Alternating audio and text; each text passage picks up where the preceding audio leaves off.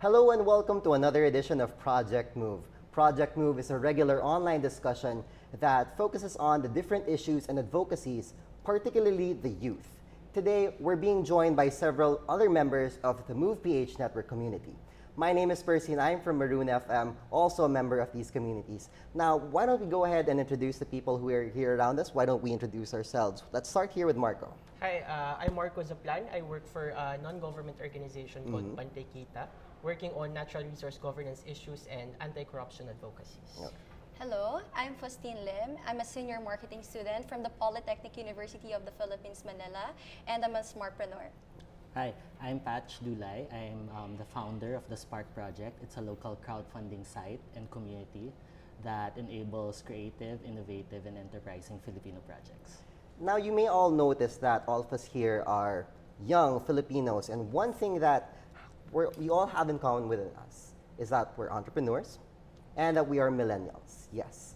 So, what I want to talk about first is what are your ideas on being a Filipino millennial? Like, what's your idea on? What's your take? What do you think defines being a Filipino millennial? Millennials for me are tech savvy, that's one. Okay. And second, we're very creative because we grew up in an environment where there's a lot of, we were born at the time the internet was growing, so there's a lot of space for creativity. Okay, so the Filipino millennials, or as they call it, the Fillennials, are the youth whose ages are from 18 to 34 years old. So they were born from the time of 1980s to 1990s. So you're right with that. They are tech savvy. They are highly mobile and technological. They share most of their lives online. They post, statuses on Facebook, photos on Instagram, and also they are the ones who are experiencing the so-called FOMO. So FOMO, this is fear of missing out. It's an they say that it's an epidemic. So it's a desire to continually stay connected with other people. So it's like you want to have what others have. You want to do what others are doing. You want to experience what others are experiencing. So that's like a FOMO. And lastly, a Fillennial is a multitasker. We are on the entrepreneurial generation, and I believe that all Fillennials crave for adventures, for thrills, for excitement, So many and things. yes, and being an entrepreneur, it's like you want to, you're looking for opportunity where you can capitalize on, where you can venture out. So I think that's the spirit of entrepreneur. Okay, this is the first time I'm hearing the FOMO and the Fillennials. Yes, this is a new term I'm hearing. It's actually a marketing terms. Oh, wow. Okay, so let's use that. What do you think about Fillennials then? Millennials, to add to what Marco and Faustine said, I think also millennials are more aware with the things that are happening around them, especially they're more, they want to contribute to and create more meaningful impact with the things that they're passionate about or that they are, that they feel strongly about. So they're more participative, especially with the social media. They want to be more involved Heard, and to yeah. be Yes. part of something that's kind of bigger than themselves. Okay. All right, now let's take a step back. Now that we've already laid the ground rules for what you guys think millennials are. I want to talk more in depth about your own projects, your own businesses, and Okay. maybe we can put a little millennial basis on that. Why don't we start here with Marco? Okay, so for Hackathon, our team, it's called Project Task. It's Okay. transparency and accountability in the Sangguniang Kabataan. So, Oh, okay.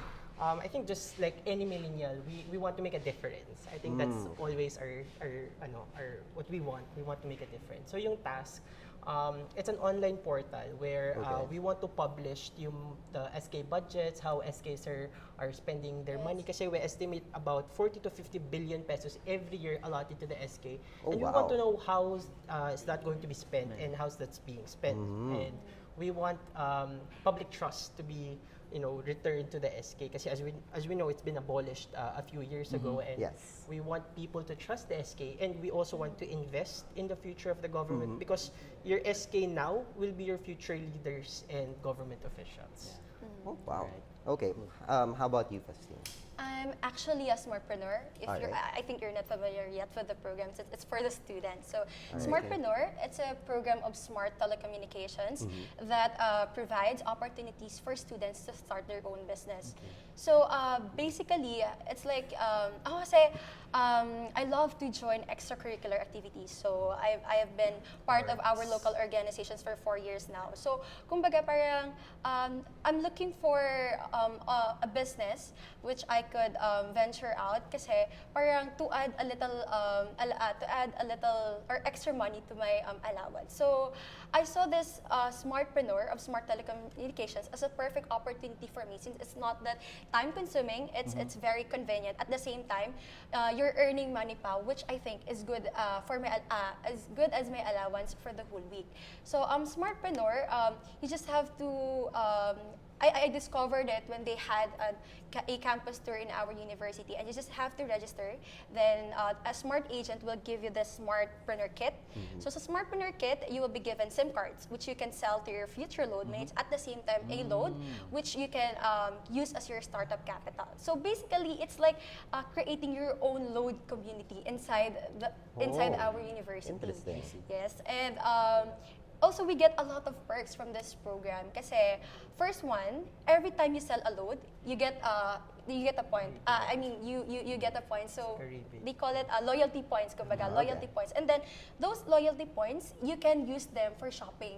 And at the same time, you'll be able to join their e-raffle, which siguro pwede ka manalo doon ng laptops, ng gadgets, ng gift certificates, ganun. And then, the other one is that you get the chance to win.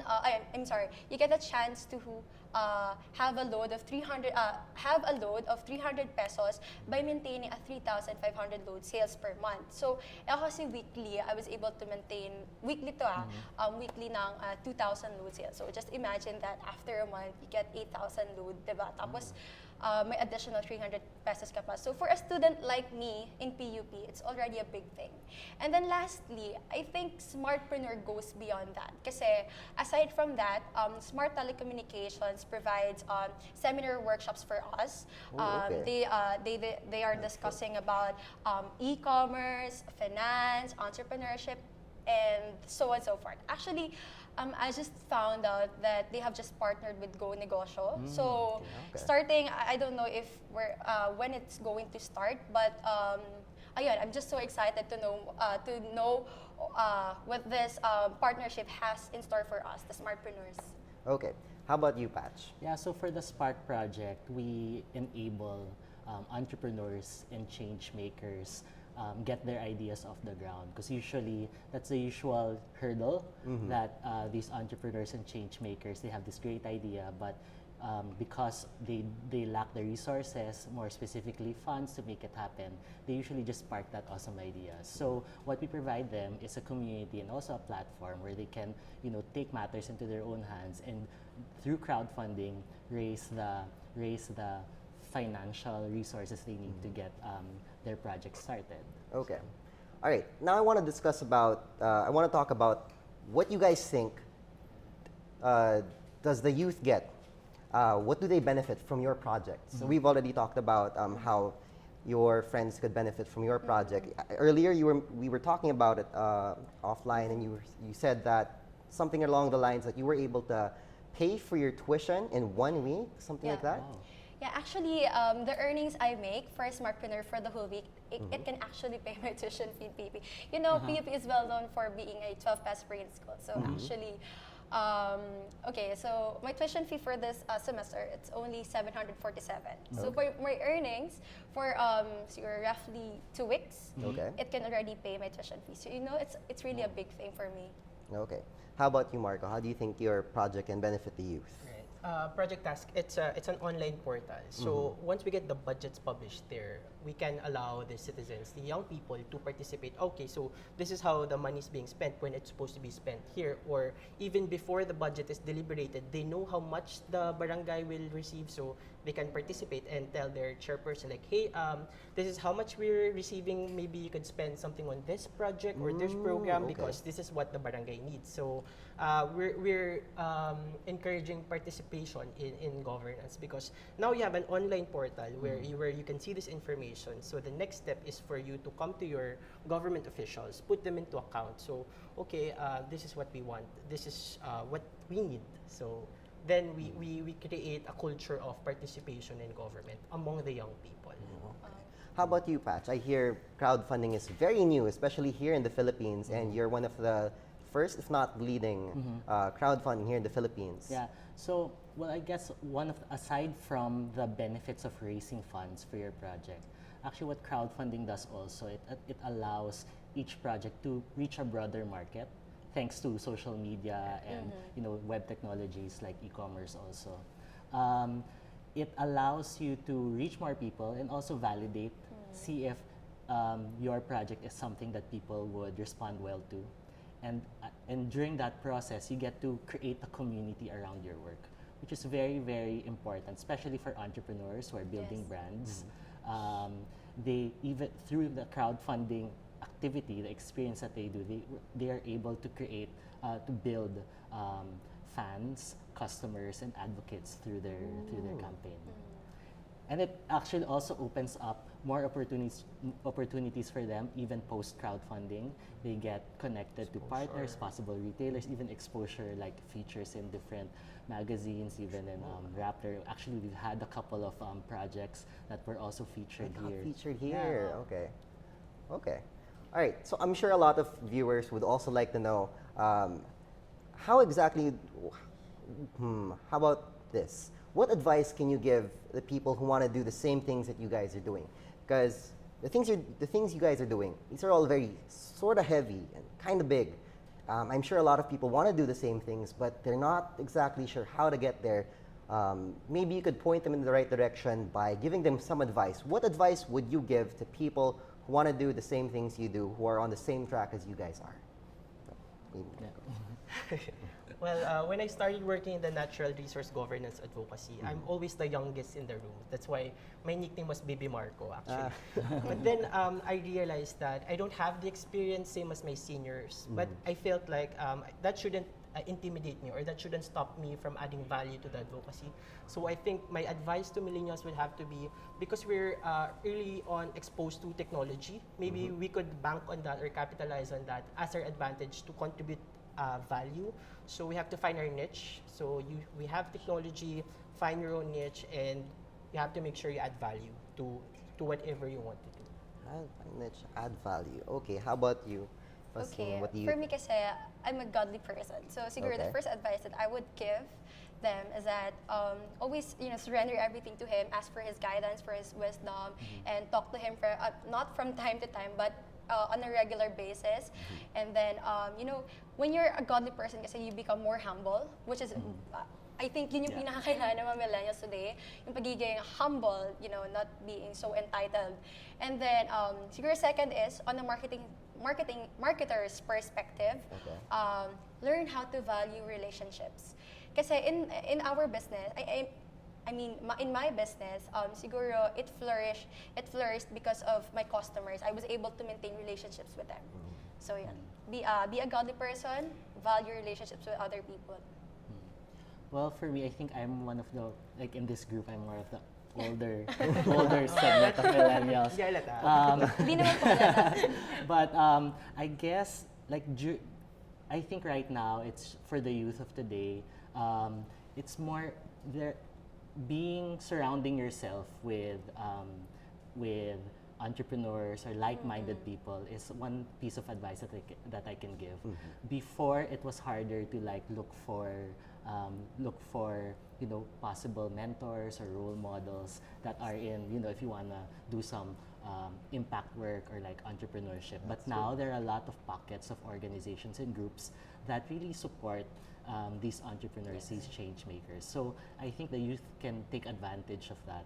So they can start from there, really trying to expose themselves and really surround themselves with inspiring people. Okay, so let's build up on that. How can, what concrete examples can you give our listeners, the youth, that they can do as early as being in school? While they're still being in school, how can they be entrepreneurs like you? How can they be business people like you? What projects can they start? Are you familiar with other things that they could try while they're in school or as they leave school at the same time that they can also do like you guys? Start with Pat. All right. Well, Started. I guess to build on, to just continue to build on what I mentioned a while ago. I think the millennials can even in school they continue learning, not just within the four corners of their Yes. college or university, but Exactly. also outside. Like there are a lot of workshops there, a lot of meetups where they can really network and learn more from. In fact, like the Spark Project holds monthly crowdfunding meetups. So Oh, if they are interested in crowdfunding or like exploring how crowdfunding can help them spark their ideas, they can go to any of our monthly meetups. Would you recommend that students come in at any point in time? Do they have to be At a certain stage? Yes. No, not necessarily. I think any learning can, like, if they go there with the intention of just widening their knowledge on a certain topic. So as long as they're Yeah. interested, they can Yeah. just come in And then from there, you can build on it. You can, you probably have an idea that you've been playing, like that has been like brewing in your head, and then you go to all these different meetups or workshops, and then it just continuously grow. And then from there, you just inch your way or work towards making it happen. How about you, Fasilin? I recall that you mentioned Smart also giving the same kind of lectures along the same line. Yes. So what can you Recommend? what can you recommend the youth, even as students? What Because I you are a can- student yourself. Yeah, okay, thank you for that. What I can really recommend to the students is to join Smartpreneur. Kasi in Smartpreneur, as what I've mentioned earlier, it goes beyond extra money. So Smart Telecommunications is providing seminar workshops for students like me who want to venture out on a business. So if you're familiar with the company Voyager, it's a sister company of Smart. They are providing seminar workshops on e-commerce, entrepreneurship, marketing and sales, and finance. Okay. How about you, Marco? What can you recommend the youth to do while they're still in school, especially since this is all about your project greatly concerns the SK? Yeah. I think first, when I was in college, I used to think that entrepreneurship is about starting a business. But Okay. later on, I realized that it's not just about starting a business, but it's also a mindset. So if you're creative, you are maparaan, then maybe you can become an entrepreneur. So now I work for a non-profit organization, and though it's not like a startup, but you have the same skill sets. You're creative. You can network with people. Then you have a higher chance of becoming an entrepreneur as well. For engaging in a non-profit, I would suggest they can do internships. They can Okay. do volunteer work. There's Gawad Kalinga, Haribon, Save the Sea Foundation, things like that. So there are a lot of ways where they can engage also in the non-profit sector. Okay. All right.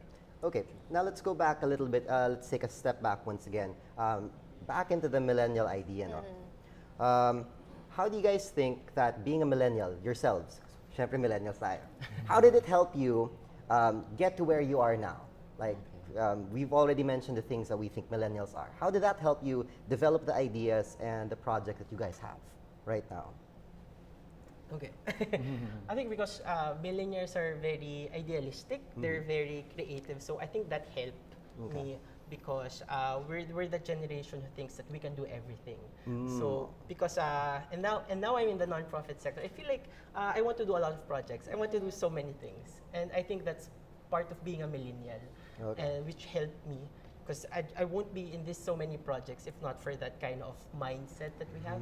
Okay.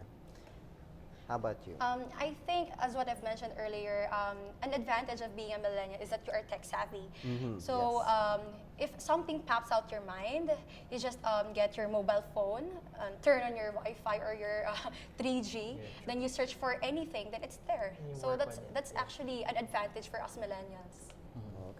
For me, it's having a strong sense of why or reason why you're doing things. If you have a solid um, because you can withstand almost anyhow.